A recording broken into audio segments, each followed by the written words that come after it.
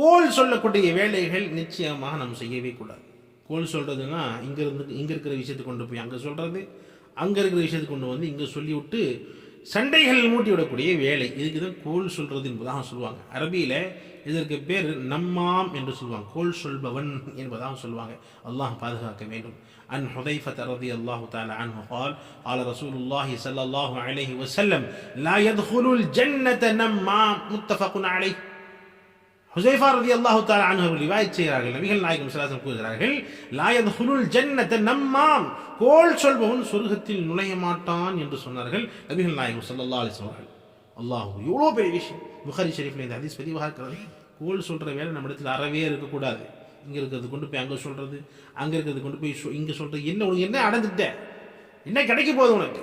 எனவே கோல் சொல்ற வேலை இருக்கிறது நிச்சயமாக செய்யக்கூடாது. நபிகள் நாயகம் ஸல்லல்லாஹு அலைஹி வஸல்லம் முற்றிலுமாக தடை செய்திருக்கிறார்கள். கோல் சொல்ற வேலை முஸ்லிமுடைய வேலையே கிடையாது. எனவே நல்ல வார்த்தைகள் பேச வேண்டும். ஹதீஸ் வருவதில் நபிகள் நாயகம் ஸல்லல்லாஹு அலைஹி வஸல்லம் சொல்வார்கள், பேசுவதாக இருந்தால் நல்ல வார்த்தையாக பேசு, அல்லது மௌனமாக இருந்து விடு, பேசாம அமைதியாக இருந்து. பேசுறதாக இருந்தால் நல்ல வார்த்தைகளை பேசுங்கள், அல்லது மௌனமாக இருந்து விட வேண்டும். எனவே நாம் கோல் சொல்ற வேலை செய்யக்கூடாது. யார் கோல் சொல்கிறார்களோ அவர்கள் சொர்க்கத்தில் நுழைய மாட்டார்கள் என்பதாக நபிகள் நாயகம் ஸல்லல்லாஹு அலைஹி வஸல்லம் கூறியிருக்கிறார்கள். வல்ல ரஹ்மான் நம் அனைவருக்கும் இந்த கோல் சொல்வதை விட்டும் பாதுகாத்தருள்வானாக. ஆமீன்.